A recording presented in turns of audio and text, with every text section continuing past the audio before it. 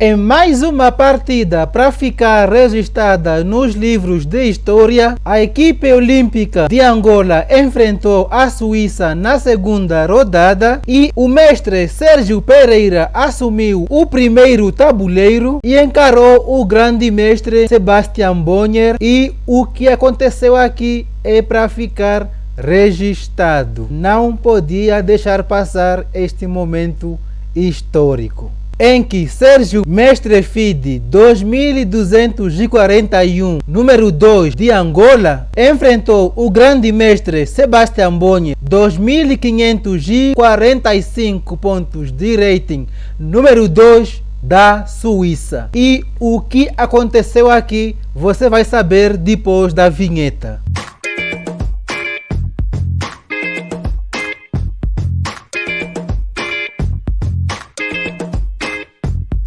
Sérgio de Brancas abre com o peão do rei e jogaram a siciliana aberta, com a variante do bispo B5 cheque. Sebastian não quer trocar os bispos, cobriu o cheque de cavalo, D4 rompendo no centro, cavalo F6 atacando o peão de E, cavalo C3 defende o peão. E vieram as primeiras trocas. C por D4, dama por D4, E5 ataca a dama que recua para D3, H6, bispo E3, A6, com ataque no bispo que vai para B5. Sebastian segue atacando B5 e o bispo agora tem apenas a casa de B3. Bispo B7, A4, dama A5. E vocês devem estar se perguntando, o Sebastian não tinha o B4 para expulsar este cavalo da defesa da casa de E4 e assim ganhar um peão inteiro?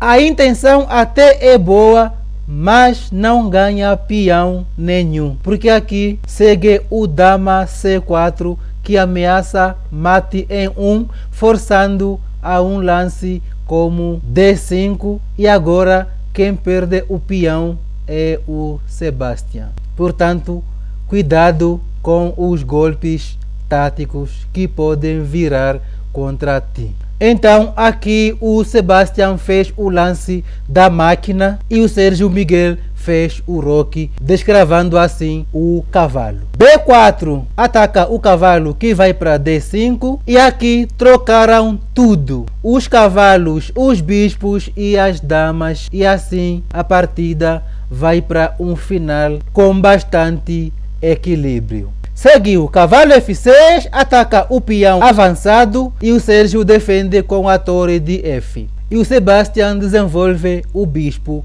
para E7. A5, fixando os dois peões do oponente, que no futuro irão virar alvos. Torre B8 já antecipa as defesas do peão de B. Então Sérgio faz o C4 e assim trocam este par de peões. Estamos quase em um final, então o rei pode se aproximar do centro. C4 consolida a estrutura desses peões centrais e assim libera a torre sem medo do peão cair. Mas ainda assim este peão de C é uma grande debilidade e Sebastian já começa a atacar. O Sérgio encontrou uma belíssima forma de se livrar com este avanço do peão, já que não pode capturar de torre por causa do bispo. A ideia é que, se capturar com este peão, o Sérgio recupera o peão. Mas Sebastian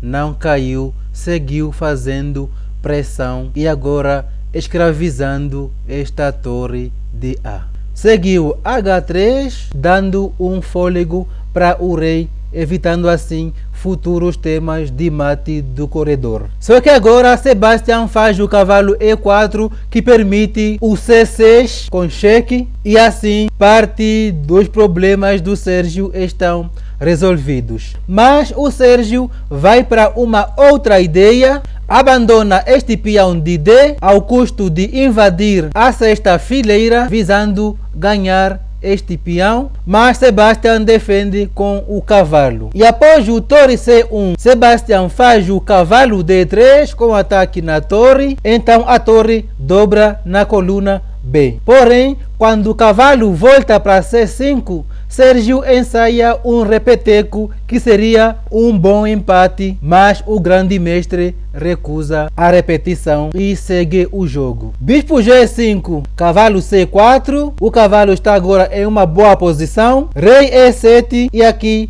trocaram os bispos e mais um lance de cavalo. O Sérgio fica parado à espera do que vai fazer o grande mestre. Vieram lances de rei e lances de torre, os dois aqui estão parados, ninguém está dando brecha. Até que Sérgio tenta algo diferente, G4, G6, até que veio o torre D4, D5 e o Sérgio abre mão deste peão em busca de algo diferente. Sebastião não tomou, manobrou o seu cavalo, uma vez que o peão já não está mais caindo, porém chegou o momento da partida, quando Sérgio Miguel dá este cheque e Sebastião cobre de torre e assim desequilibrando a partida em favor do mestre angolano. O ponto é: após a troca das torres, o Sérgio captura este peão com cheque e o rei é praticamente forçado a vir para D8 para tentar lutar contra o avanço deste peão passado. Este é o tema deste final. Assim foi, rei D8, mas tem o melhor lance da posição, F4, e a torre está com pouquíssima mobilidade. A torre não tem nenhuma casa da fileira e na coluna não tem a casa de E7, que é controlada pelo cavalo, não tem o E8, senão perde a qualidade com este descoberto, então teria apenas a casa de E6. Mas se torre E6, o que fazer após o C7? Aqui o peão está promovendo e não dá para impedir esta promoção e assim estaria decretando a derrota. Então, conforme vimos, a torre está praticamente imóvel após o F4, que a engine não considerou brilhante, mas eu vou dar este mérito a Sérgio Miguel. Lance brilhante. Tanto é que o melhor lance é sacrificar o cavalo e assim entrando neste final com uma peça inteirinha de vantagem. Aqui é só questão de converter a vantagem. Seguiram jogando mais lances, mas a partida já está definida desde aquele lance brilhante que levou o mestre suíço a sacrificar a qualidade.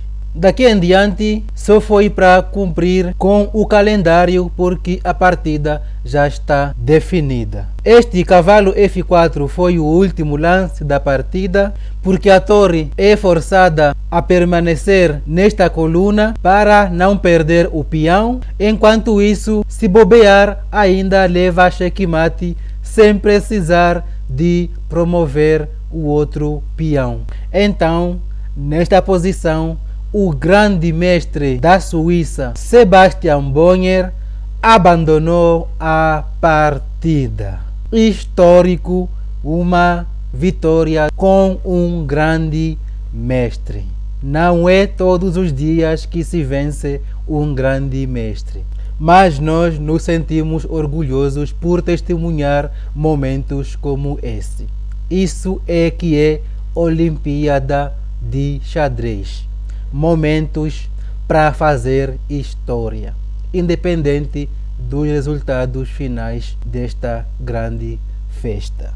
Vamos ver a precisão dessa partida? Conforme mencionei, o lance brilhante de Sérgio Miguel não foi computado pela engine, mas todos nós sabemos que aquele F4 foi sim um lance brilhante, porque definiu a partida. 2 gafes para o suíço, sendo a gafe decisiva o torre E7 cobrindo o cheque em uma sequência que levou então ao lance brilhante que acabamos de comentar, embora a engine não o tenha considerado brilhante. Apesar da vitória, a equipa de Angola acabou perdendo para a Suíça por 3-1, porém não ofusca este grande momento para o xadrez angolano. E aqui vão os nossos parabéns, não só para o Sérgio, mas para Angola. E assim então termina a análise deste confronto histórico. Até o próximo vídeo.